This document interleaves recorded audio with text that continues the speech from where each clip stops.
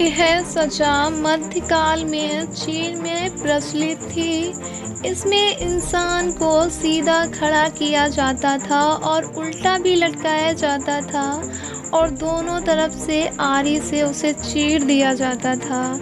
सीधा खड़ा करके इंसान को बीच से काट दिया जाता था, जिससे उसकी तुरंत मौत हो जाती थी। लेकिन उल्टा लटकाने वाला तरीका बहुत दर्दनाक होता था, क्योंकि शरीर आधे आधे भाग में बँट जाता, लेकिन उसका दिमाग हमेशा एक्टिव रहता था।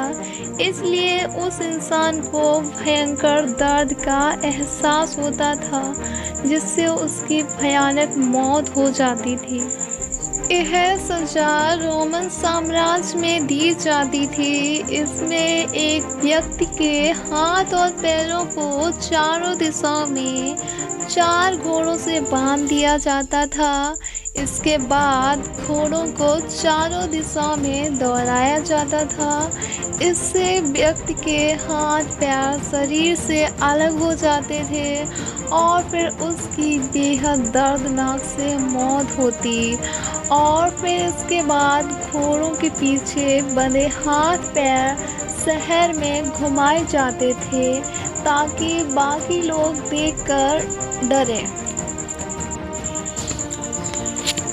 यह आग में जलने से भी ज़्यादा क्रूर है, क्योंकि इसमें धीरे धीरे तड़प कर मौत होती थी।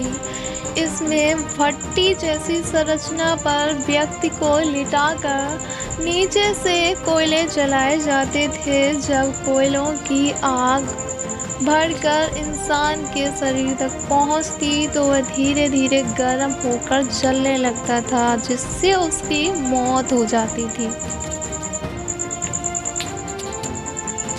यह सजा 19वीं सदी तक भारत में प्रचलित थी। अंग्रेजों ने कई हिंदुस्तानियों को इस तरह तोप के मुंह पर बांधकर उड़ा दिया था। इस सजा में व्यक्ति के चीथड़े उड़ जाते थे और वह तड़पता भी नहीं था। हमारे ऐसे कई स्वतंत्रता संग्राम सेनानी हंसते हंसते तोप के मुंह पर बंधे थे, जिससे उनकी बहुत ही दर्दनाक मौत हुई थी। यह सजा एंथेल में दी जाती थी।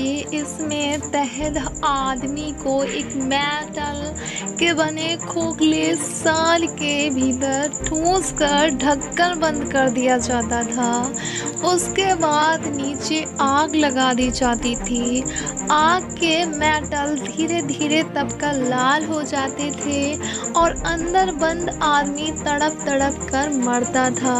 मेटल साल का मुंह खुला रहता था, जिससे होकर इंसान की चीखें बाहर आती रहती थी और उस इंसान की बेहद दर्दनाक मौत होती थी।